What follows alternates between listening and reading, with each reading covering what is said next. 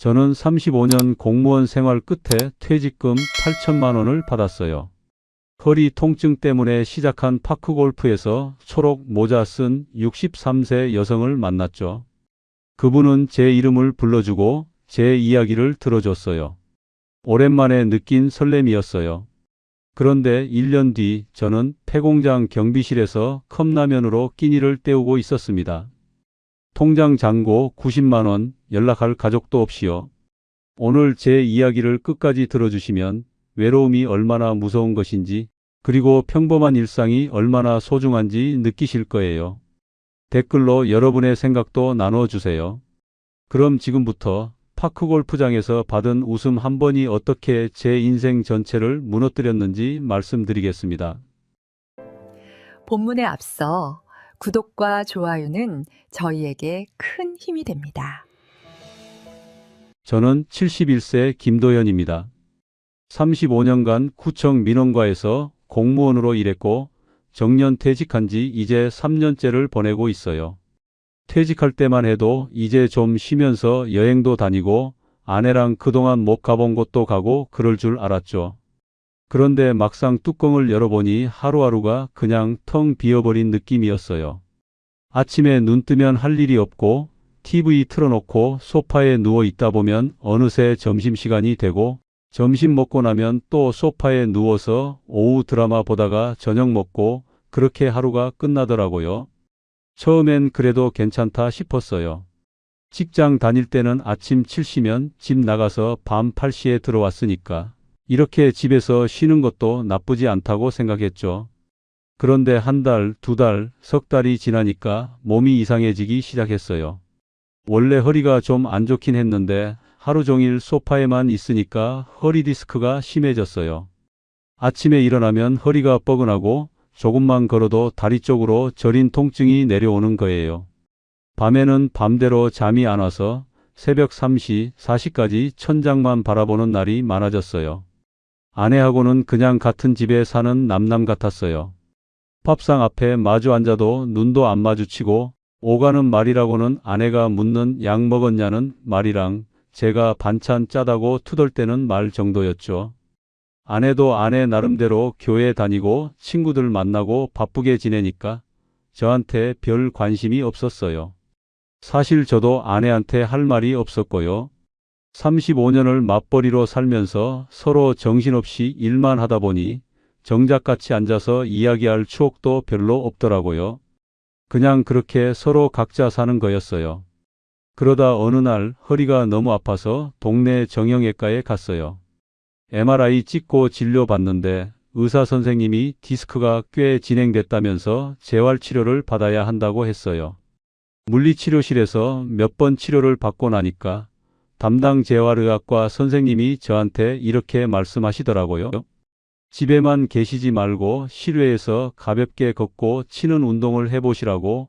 허리에는 적당한 운동이 약보다 낫다고요. 골프는 허리에 무리가 가니까 파크골프 같은 가벼운 운동이 딱 좋다고 추천해 주셨어요. 파크골프요? 솔직히 그때까지 저는 파크골프가 뭔지도 몰랐어요. 그냥 공원에서 하는 게이트볼 비슷한 건가 싶었죠. 집에 와서 인터넷으로 검색해 보니까 우리 동네에서 버스로 20분 거리에 파크골프장이 있더라고요. 입장료도 하루에 3,000원밖에 안 하고 채도 무료로 빌려준다고 해서 뭐 한번 가볼까 싶었어요. 아내한테 말했더니 아내는 그냥 좋다고만 하더라고요. 집에서 소파에만 누워있는 남편 꼴 보기 싫었나 봐요.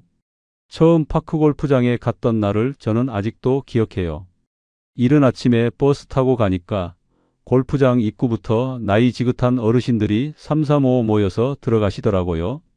저는 혼자 어색하게 매표소에서 입장권 끊고 채를 빌려서 코스로 나갔어요.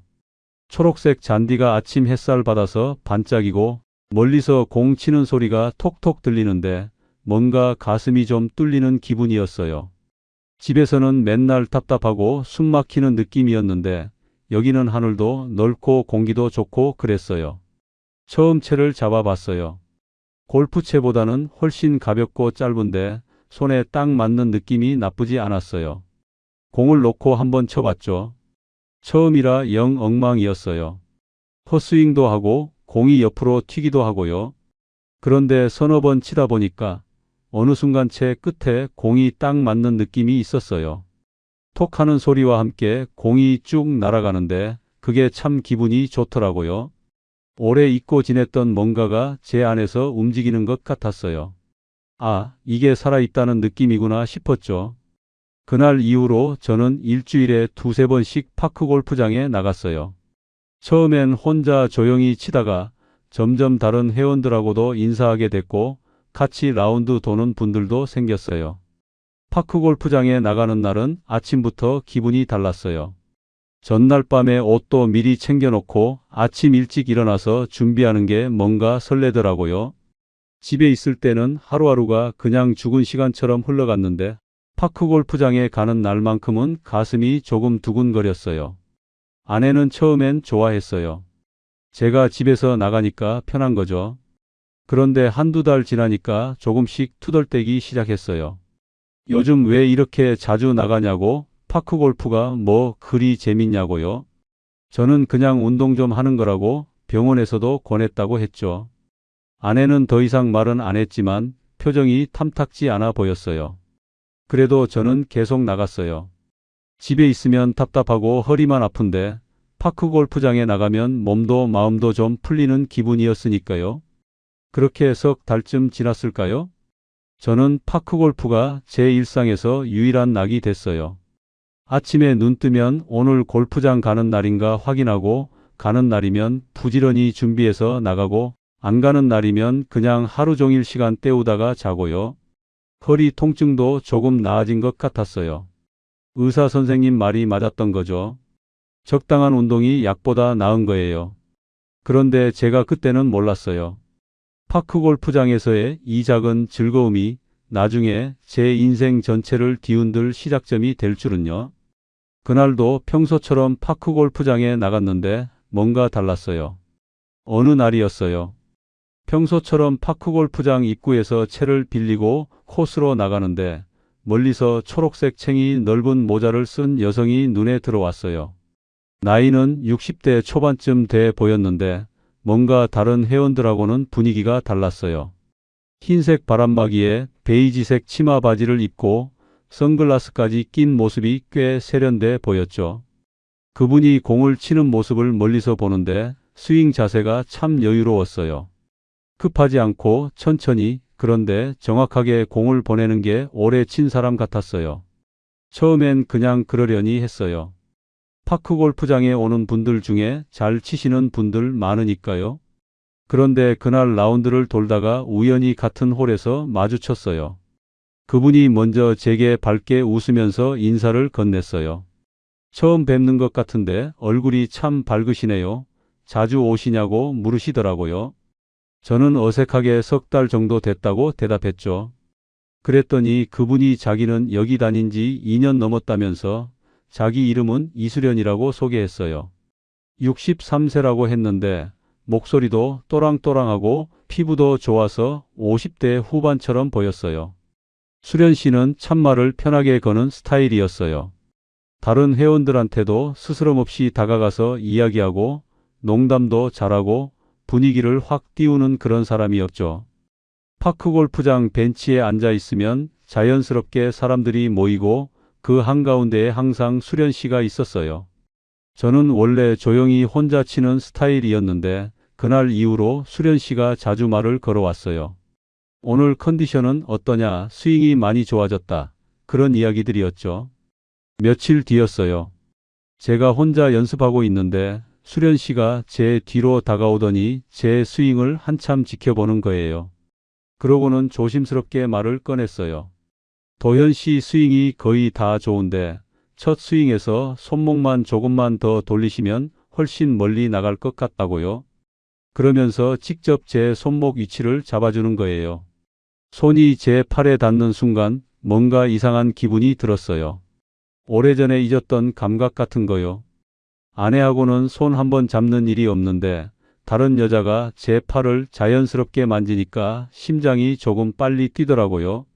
수련 씨 말대로 손목 각도를 바꿔서 쳐봤어요. 정말로 공이 평소보다 훨씬 멀리 나갔어요. 수련 씨가 박수를 치면서 좋아했어요. 봤죠? 제 말대로 하면 잘 된다고. 도현 씨는 자세만 조금 다듬으면 진짜 고수 될 거라고요. 그렇게 말해주는 사람이 얼마나 오랜만인지 몰라요. 집에서는 뭘 해도 아내한테 잔소리만 들었는데 여기서는 누군가 제 이야기를 들어주고 제 작은 발전도 알아봐 주니까 뭔가 제가 인정받는 기분이었어요. 라운드가 끝나고 벤치에 앉아 있는데 수련 씨가 자판기에서 캔커피 2개를 사와서 하나를 제게 건넸어요. 그러고는 자연스럽게 제 옆자리에 앉더라고요. 처음엔 그냥 파크골프 이야기만 했어요. 언제부터 쳤냐, 어느 동네 사냐, 그런 거요. 그런데 이야기하다 보니까 수련 씨가 제 이름을 자꾸 불러주는 거예요. 도현 씨는 이렇고, 도현 씨는 저렇고요. 오랜만에 누군가 제 이름을 정성스럽게 불러주니까 마음 한구석이 간지러웠어요. 수련 씨는 제 이야기를 참 잘 들어줬어요. 제가 공무원 생활 35년 했다고 하니까 정말 고생 많으셨겠다고, 그 긴 세월 한자리에서 버틴 것도 대단한 거라고 했어요. 허리가 안 좋아서 파크골프 시작했다고 하니까 본인도 무릎 수술하고 재활 겸 시작했다면서 공감해 주고요. 사소한 이야기에도 고개 끄덕이면서 웃어주고 제 말이 끝나기도 전에 맞장구를 쳐주니까 이야기하는 게 편했어요.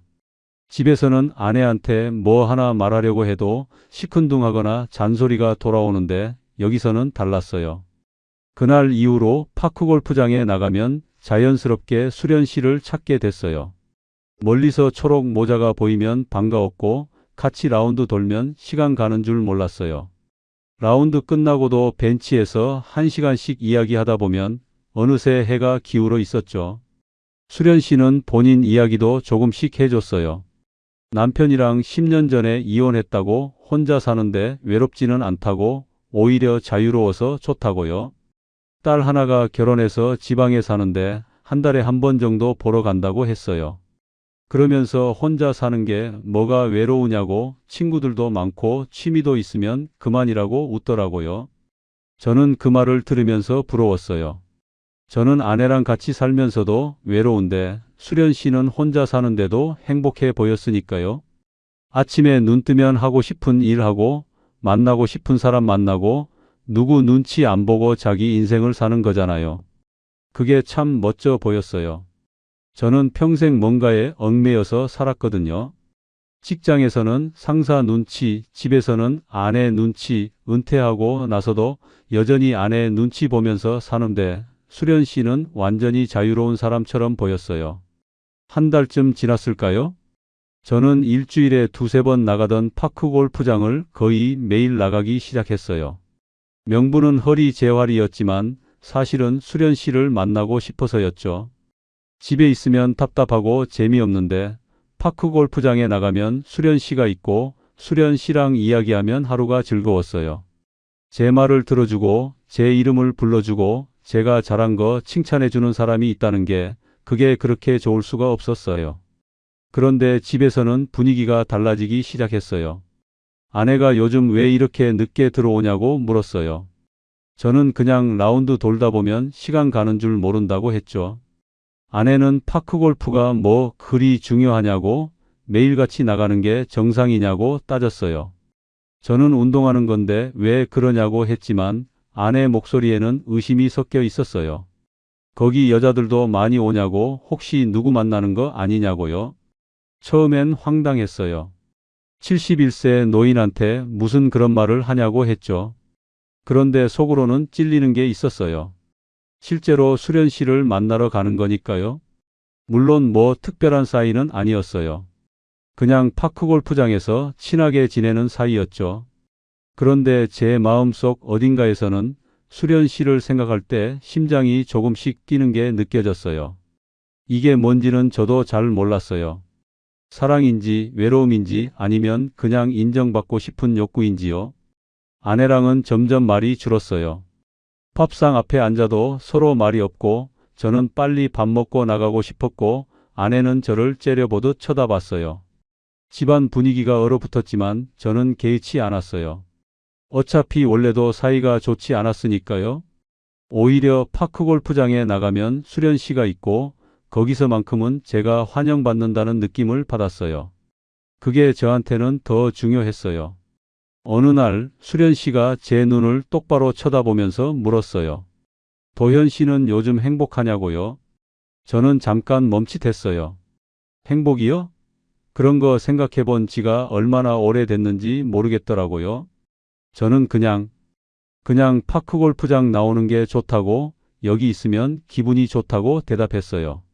수련 씨는 빙긋 웃으면서 그럼 됐다고, 사람은 자기가 행복한 곳에 있어야 한다고 말했어요. 그날 밤 저는 잠이 안 왔어요. 침대에 누워서 천장을 보면서 생각했어요. 나는 지금 무엇을 하고 있는 건가? 이게 맞는 건가? 아니면 위험한 건가요?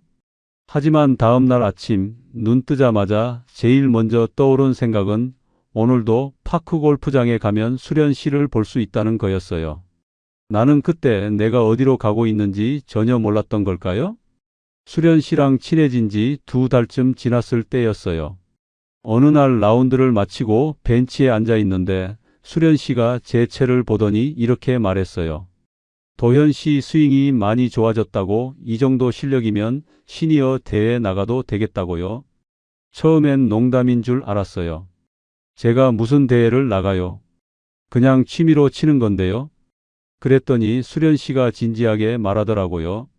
아니라고, 도현 씨는 잠재력이 있다고, 좀 더 제대로 배우면 충분히 상도 탈 수 있다고요.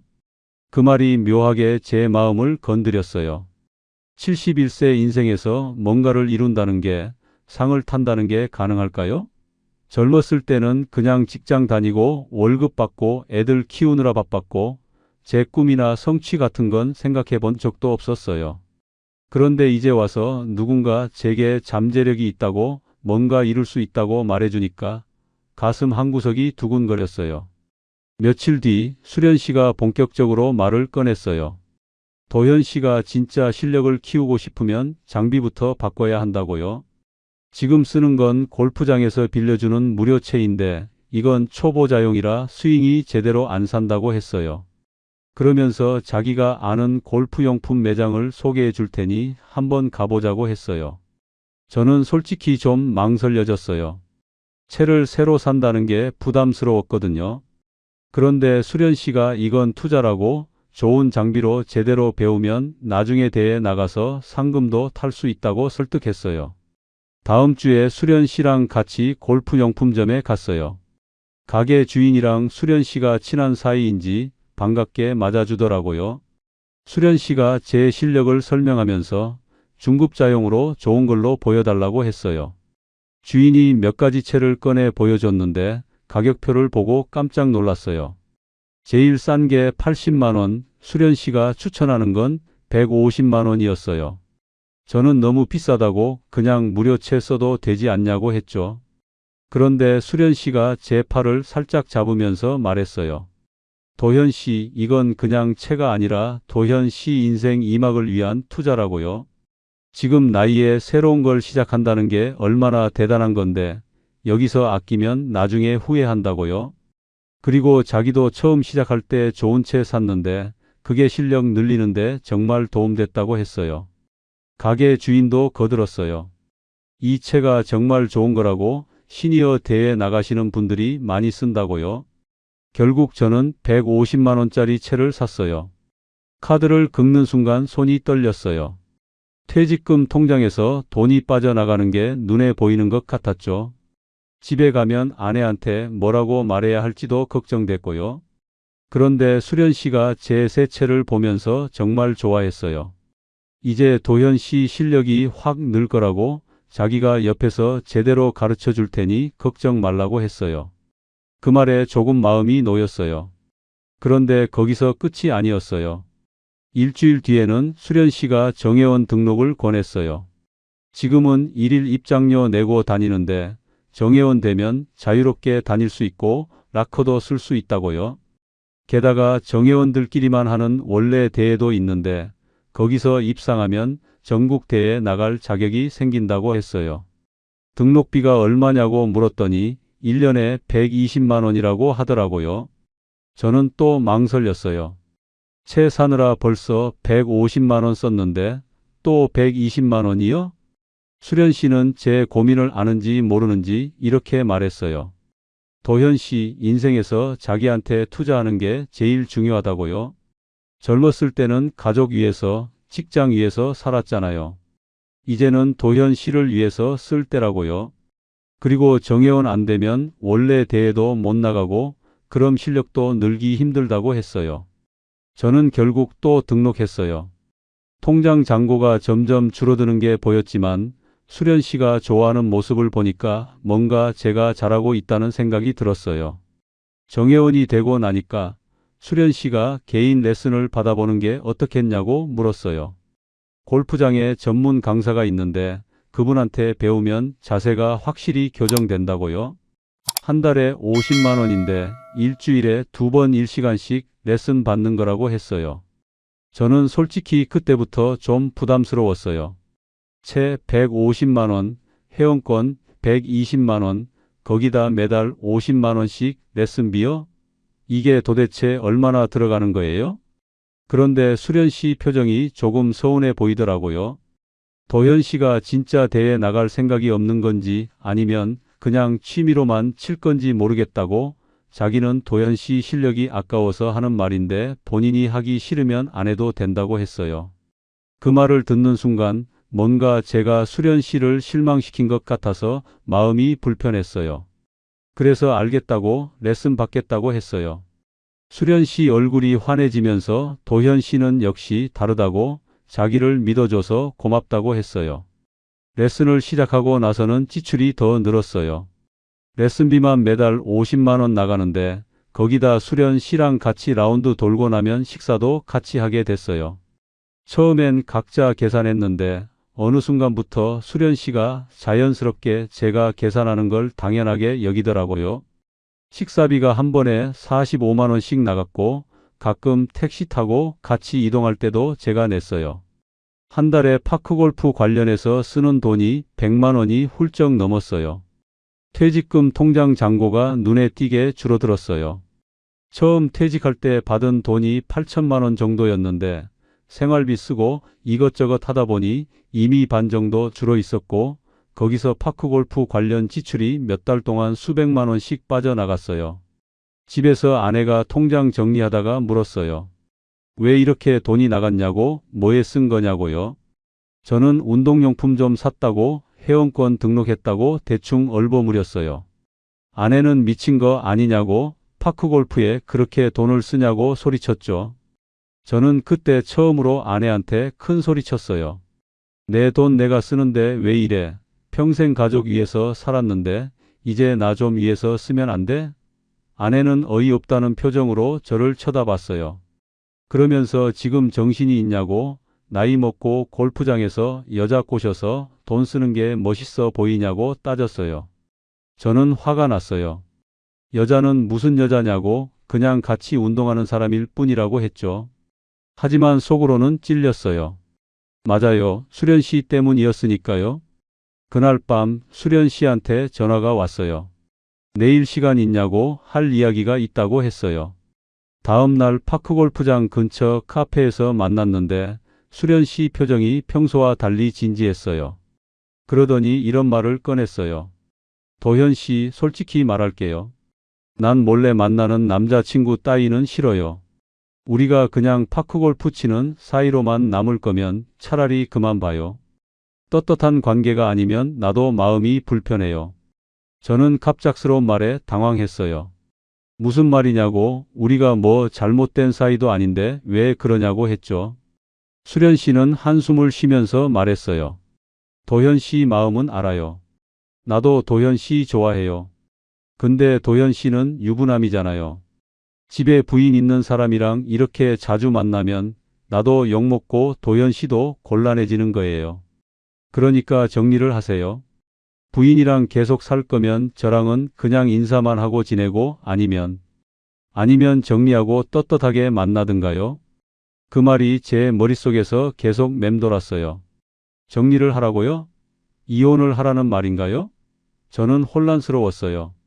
수련 씨는 그냥 친구인 줄 알았는데 어느새 그 이상의 감정이 생긴 건가요? 아니면 저만 그런 건가요? 그날 집에 돌아와서 며칠 동안 잠을 제대로 못 잤어요.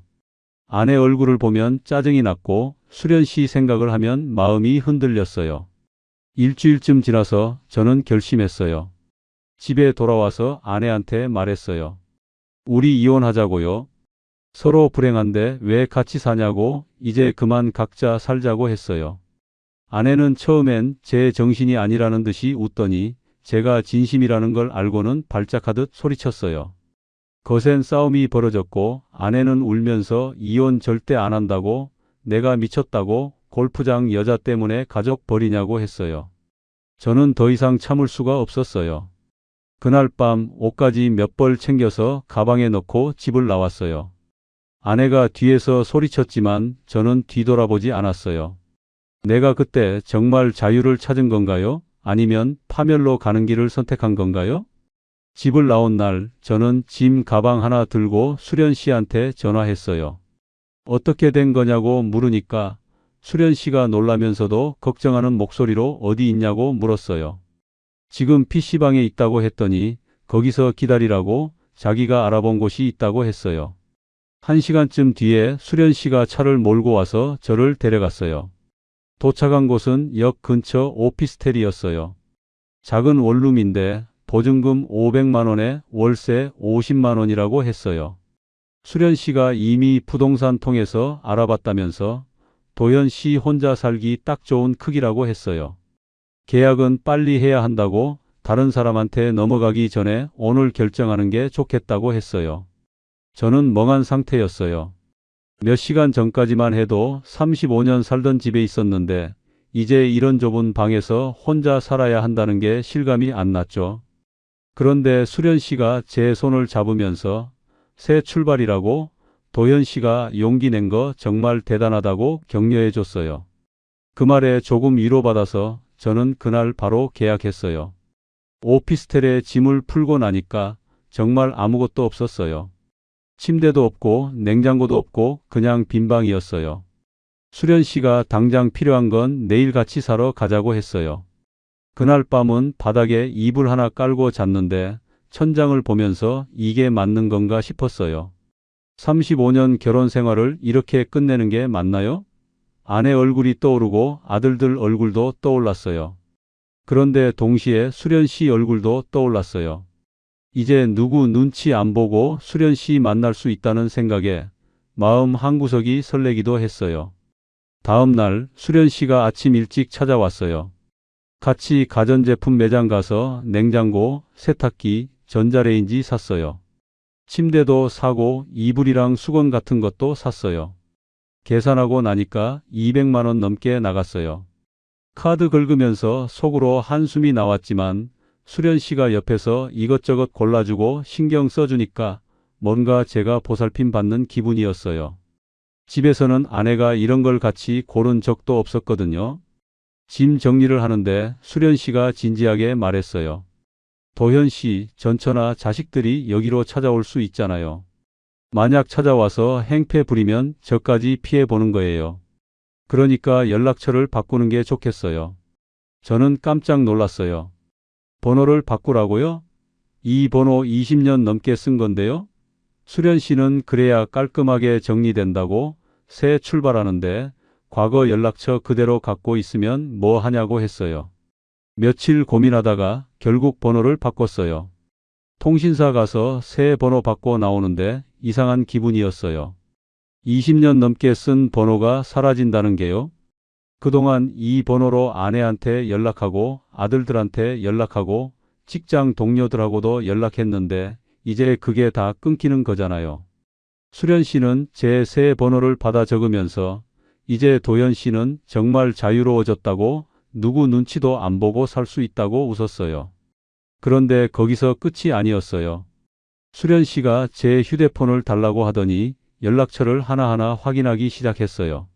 전처 번호, 아들들 번호, 이건 다 지워야 한다고 했어요.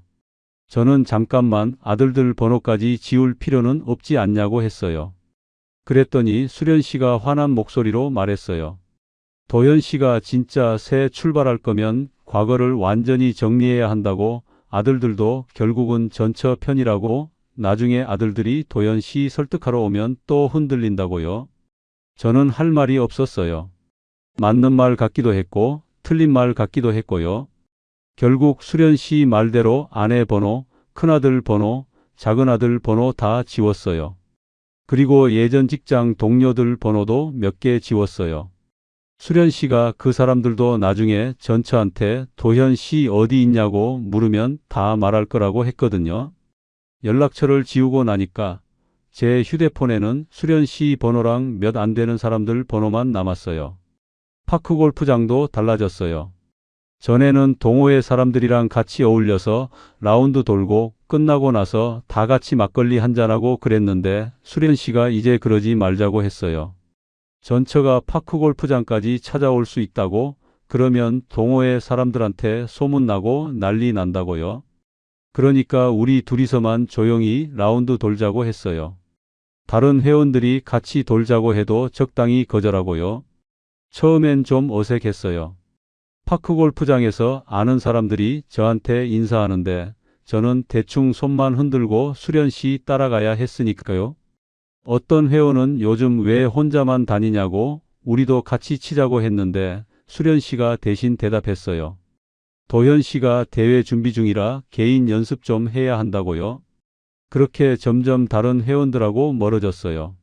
한 달쯤 지나니까 제 세상이 정말 좁아진 게 느껴졌어요. 연락하는 사람도 없고 만나는 사람도 수련 씨밖에 없고 파크 골프장에서도 수련 씨하고만 다니니까요. 오피스텔에 혼자 있으면 정말 외로웠어요. TV 틀어놓고 있어도 집에서처럼 익숙한 느낌이 아니라 그냥 텅 빈 느낌이었어요. 그럴 때마다 수련 씨한테 전화했어요. 수련 씨는 바쁘다고 할 때도 있었지만 대부분은 받아줬어요. 그럼 조금 마음이 놓였어요. 어느 날 제가 수련 씨한테 물었어요. 이렇게 사는 게 맞는 건가요? 가족도 없고 친구도 없고 수련 씨밖에 없는데요. 수련 씨는 제 손을 잡으면서 말했어요. 도현 씨, 사람은 많이 알 필요 없어요. 진짜 나를 이해해 주는 사람 한 명이면 충분해요. 나는 도현 씨가 용기 내서 선택한 거 정말 존경해요. 그 말에 저는 조금 위로받았어요. 그래, 나를 선택해 준 사람은 수련 씨 하나뿐이야. 그것만으로도 충분한 거야. 그렇게 스스로를 설득했어요. 2달쯤 지났을 때예요. 수련 씨가 저한테 심각한 표정으로 물었어요. 도현 씨, 노후 자금은 어떻게 관리하고 있어요? 퇴직금이랑 연금 같은 거요. 저는 그냥 통장에 넣어놨다고 매달 국민연금 140만 원 나온다고 했어요. 수련 씨는 그건 안 된다고 요즘 같은 세상에 그냥 통장에만 넣어두면 이자도 안 붙고 손해라고 했어요. 노후에 병원비라도 걱정 없게 하려면 예금이랑 연금 구조를 자기가 한번 정리해 줄까요? 저는 좀 놀랐어요. 재산 이야기는 처음이었거든요. 그런데 수련 씨가 자기 친구 중에 재무설계사 있다고 그 사람 통해서 좋은 상품 알아보면 수익률 훨씬 좋다고 했어요. 그러면서 도현 씨 통장 잔액이랑 연금 액수 정도는 알아야 설계가 가능하다고 했어요. 저는 조금 망설여졌어요.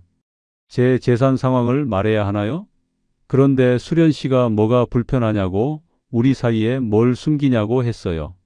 결국 저는 말했어요. 퇴직금 통장에 지금 4천만 원 정도 남아있고 매달 연금 140만 원 나온다고요. 수련 씨는 고개를 끄덕이면서 4천만 원이면 괜찮다고 이걸 잘 굴리면 노후에 큰 도움 된다고 했어요. 그러면서 다음 주에 재무설계사 만나자고 같이 상담받자고 했어요. 저는 알겠다고 대답했어요. 그날 밤 오피스텔에 혼자 누워 있는데 문득 이런 생각이 들었어요. 내 인생에서 가족도 떠나고 친구도 떠나고 이제 남은 건 수련 씨와 통장에 있는 돈뿐이구나. 이게 정말 내가 원했던 자유였을까요? 아니면 나도 모르게 만들어진 고립이었을까요? 수련 씨가 말한 재무설계사는 결국 만나지 못했어요. 약속 당일에 수련 씨한테서 연락이 왔는데 그 친구가 급한 일이 생겨서 다음에 만나자고 했다더라고요. 그러고는 그 이야기가 흐지부지 됐어요. 대신 수련 씨는 제 통장 잔액이 4천만 원 있다는 걸 알게 된 뒤로 조금씩 달라지기 시작했어요.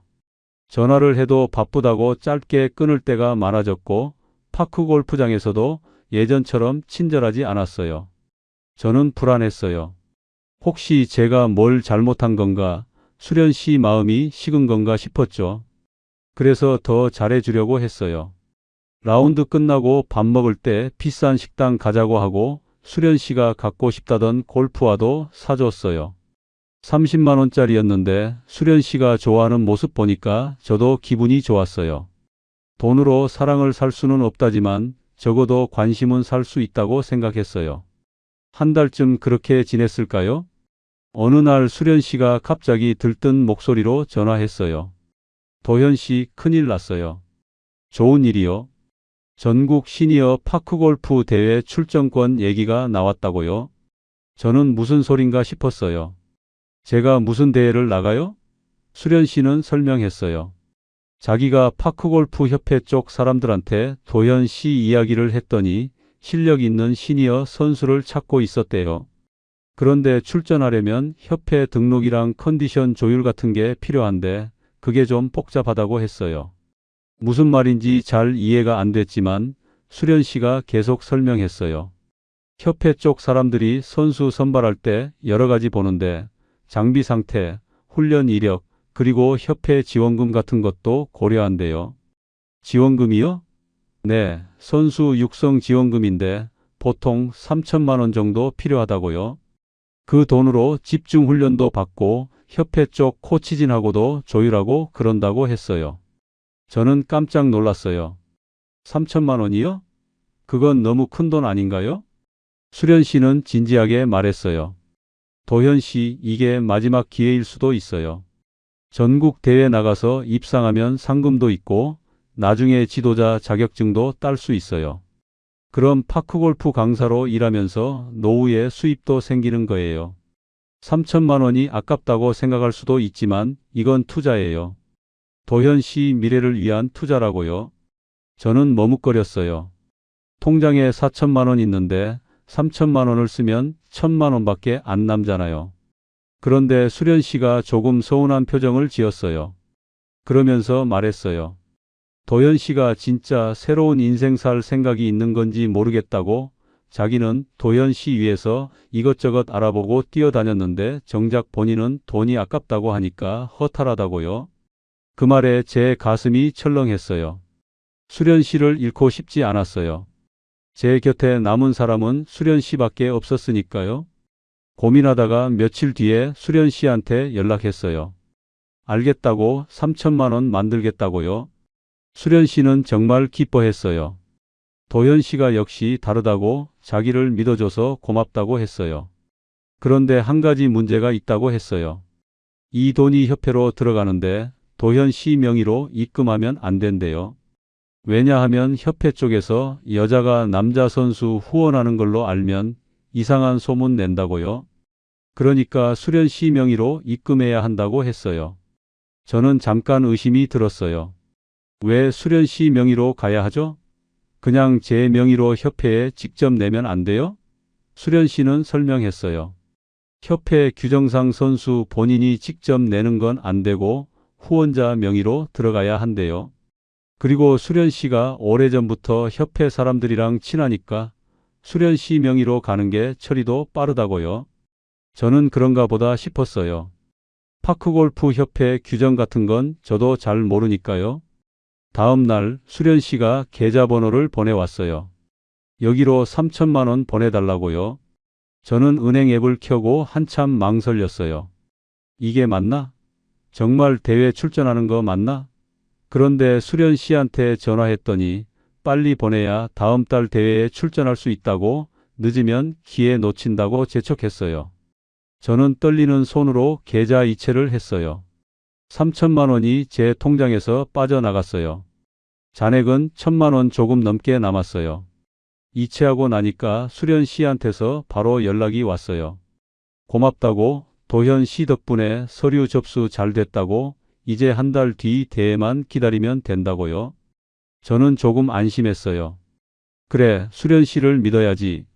수련 씨가 날 속일 리 없잖아. 그렇게 스스로를 다독였어요. 그런데 이상한 일이 생기기 시작했어요. 돈을 보낸 다음 날부터 수련 씨가 연락이 뜸해졌어요. 전화해도 안 받고 문자 보내도 답이 늦었어요.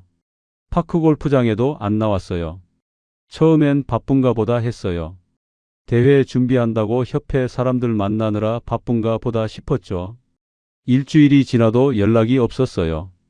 저는 불안해지기 시작했어요. 2주일쯤 지났을 때 저는 파크 골프장에 나갔어요. 혹시 수련 씨가 나왔나 싶어서요. 그런데 입구 게시판에 이상한 글이 붙어 있었어요. 이수련에게 사기당한 사람 모집이라는 제목이었어요. 저는 심장이 철렁 내려앉았어요. 글을 읽어보니 이수련이라는 사람한테 투자 명목으로 돈을 빌려줬다가 연락이 끊겼다는 내용이었어요. 비슷한 피해자가 더 있으면 연락달라고 번호가 적혀 있었어요. 다른 게시물도 있었어요. 이수련 주의하세요 라는 글인데 파크 골프장에서 친해진 척하다가 돈 뜯어가는 사기꾼이라는 내용이었어요. 저는 손이 떨렸어요. 주변에 있던 회원들한테 물어봤어요. 이수련이라는 사람 아시냐고요? 한 회원이 고개를 끄덕이면서 말했어요. 알죠. 몇 달 전까지 여기 다녔는데 사기 전과자라더라고요. 남자들한테 접근해서 돈 뜯어가는 걸로 유명했대요. 저는 그 자리에서 다리에 힘이 풀렸어요. 3천만 원. 제가 보낸 3천만 원이 사기였다는 건가요? 아니야, 아닐 거야. 수련 씨는 그런 사람이 아니야. 저는 허겁지겁 오피스텔로 뛰어갔어요. 숨이 차서 계단을 올라가는데 가슴이 터질 것 같았어요. 문을 열었어요. 방 안은 텅 비어 있었어요. 수련 씨가 사준다고 해서 같이 고른 커튼도 없고 수련 씨가 놔뒀던 슬리퍼도 없었어요. 아무것도 없었어요. 저는 미친 듯이 건물주한테 전화했어요. 계약자 이수련 씨 연락처 아냐고 어디 갔냐고 소리쳤어요. 건물주는 놀란 목소리로 대답했어요. 이수련 씨요? 그분 2달 전에 계약 해지하고 보증금 다 가져갔어요. 새 계약자는 도연 씨 아니에요? 저는 그 말에 정신이 아찔했어요. 계약자가 저예요? 제 명의로 계약됐다고요? 그제야 알았어요. 오피스텔 계약할 때 수련 씨가 서류 다 알아서 처리한다고 했었는데 그게 다 제 명의였던 거예요. 보증금 500만 원도 제 돈이었고 수련 씨는 한 푼도 안 낸 거였어요. 그러니까 수련 씨는 처음부터 보증금까지 다 챙길 계획이었던 거예요. 저는 그 자리에서 주저앉았어요. 무릎이 풀려서 일어날 수가 없었어요. 손에 휴대폰을 쥐고 수련 씨한테 전화를 걸었지만 통화 연결이 되지 않습니다 라는 메시지만 들렸어요. 몇 번을 걸어도 똑같았어요. 문자를 보냈어요. 수련 씨 어디 있어요? 연락 좀 해주세요. 제발요. 하지만 답은 없었어요. 저는 은행 앱을 열어서 통장 잔고를 확인했어요. 잔액 89만 7,430원. 100만 원도 안 남았어요. 퇴직금 8천만 원, 그게 3년 만에 100만 원도 안 되는 돈으로 줄어들었어요. 파크골프 장비, 회원권, 레슨비, 오피스텔 보증금, 가전제품, 그리고 마지막 3천만 원까지 다 사라졌어요. 텅 빈 방 바닥에 주저앉아서 저는 처음으로 제대로 울었어요. 71년을 살면서 이렇게 크게 운 적이 없었어요. 가족도 잃고 돈도 잃고 이제 남은 건 아무것도 없었어요. 파크 골프장에서 처음 받았던 그 웃음 한 번, 그게 이렇게 비싼 대가를 치르게 될 줄 누가 알았겠어요? 오피스텔에서 쫓겨난 저는 갈 곳이 없었어요. 월세를 못 내니까 건물주가 나가라고 했거든요. 짐이라고 해봐야 옷가방 하나였는요. 그걸 들고 거리로 나왔을 때 겨울바람이 얼굴을 때렸어요. 11월 말이었는데 벌써 날씨가 꽤 추웠어요. 어디로 가야 할지 몰라서 그냥 걸었어요. 역 대합실에서 하룻밤 보내고 다음 날은 찜질방에 갔어요. 입장료 8,000원이 아까웠지만 추위를 피할 곳이 필요했으니까요. 일주일쯤 그렇게 떠돌다가 구청 복지과에 찾아갔어요. 노숙자 쉼터를 알아봐 달라고 했어요. 담당 공무원이 제 주민등록증 보더니 35년 공무원 하신 분이 왜 이렇게 됐냐고 물었어요. 저는 대답할 수가 없었어요. 뭐라고 말해야 하죠? 파크골프장에서 만난 여자한테 속아서 전 재산 날렸다고요? 너무 창피했어요. 그냥 개인 사정이라고만 했어요. 노숙자 쉼터에 들어갔어요. 방 하나에 2층 침대 4개가 있고 8명이 같이 쓰는 곳이었어요. 담배 냄새, 땀 냄새가 섞여서 숨쉬기가 힘들었어요. 밤에는 코 고는 소리, 기침 소리 때문에 잠을 잘 수가 없었어요. 그래도 비바람은 피할 수 있으니까 감사해야 했죠. 한 달 동안 거기서 지냈어요. 아침에 일어나면 식당에서 주는 밥 먹고 낮에는 할 일이 없어서 그냥 침대에 누워 있었어요. 쉼터에서 만난 한 사회복지사가 저한테 일자리를 알아봐 주겠다고 했어요. 나이가 많아도 할 수 있는 일이라고 야간 경비 자리가 있다고 했어요. 급여는 한 달에 180만 원인데 숙식이 제공된다고 했어요. 저는 당장 하겠다고 했어요. 쉼터에서 이렇게 계속 있을 수는 없었으니까요. 일주일 뒤 저는 폐공장 단지 야간 경비로 일하기 시작했어요. 도시 외곽에 있는 공단인데 공장들이 다 문을 닫아서 텅 비어 있었어요. 제가 지키는 곳은 컨테이너를 개조한 경비실이었어요. 밤 8시부터 아침 6시까지 근무하는데 2시간마다 순찰을 돌고 나머지 시간은 경비실에서 CCTV 보면서 대기하는 거였어요. 경비실은 정말 춥고 좁았어요. 전기장판 하나랑 전기난로 하나가 전부였는데 한겨울에는 그것만으로는 추위를 막을 수가 없었어요. 밤새 이불을 뒤집어 쓰고 있어도 발이 시렸어요. 식사는 컵라면으로 때웠어요. 경비실에 전기포트 하나 있어서 거기에 물 끓여서 라면 끓여 먹는 게 전부였어요. 하루에 2개 먹으면 그게 아침이자 저녁이었어요. 밤에 혼자 앉아서 텅 빈 공장 단지를 바라보면 제 인생이 이렇게 됐구나 싶었어요. 35년 공무원 생활, 정년퇴직, 퇴직금 8천만 원, 그게 3년 만에 폐공장 경비로 전락했어요. 누가 믿겠어요? 저도 믿기지 않았어요. 밤마다 생각했어요. 어디서부터 잘못된 걸까요? 파크골프장에 처음 갔을 때? 수련 씨를 만났을 때? 비싼 채를 샀을 때? 아니면 집을 나왔을 때요? 매일같이 떠올랐어요. 파크골프장에서 수련 씨가 처음으로 제게 웃어주던 그 순간이요. 그 웃음 한 번이 제게는 구원처럼 느껴졌었어요. 오랜만에 누군가 저를 알아봐 주고 제 이름을 불러주고 제 말을 들어주니까요. 그게 그렇게 좋았어요. 외로웠던 거예요, 저는. 35년을 아내랑 살면서도 외로웠고 은퇴하고 나서는 더 외로웠어요. 그 외로움을 수련 씨가 채워준 것 같았어요. 하지만 그게 착각이었어요. 수련 씨는 저를 좋아한 게 아니라 제 통장을 좋아했던 거예요. 제가 퇴직금 8천만 원 있다고 했을 때부터 수련 씨는 계획을 세운 거였겠죠. 어떻게 하면 그 돈을 다 빼낼까? 비싼 채 사게 하고 회원권 끊게 하고 레슨비 내게 하고 집 나오게 하고 오피스텔 계약하게 하고 마지막에 3천만 원까지 털어가는 거요. 완벽한 계획이었어요. 12월이 되자 날씨가 정말 추워졌어요. 경비실 안에 있어도 입김이 하얗게 나왔어요. 순찰 돌 때는 손이 시려서 제대로 손전등도 못 잡을 정도였어요. 어느 날 새벽 4시쯤 순찰을 돌다가 갑자기 가슴이 아팠어요. 뭔가 조이는 것처럼 숨이 안 쉬어졌어요. 한 걸음 걷다가 그 자리에 쓰러졌어요.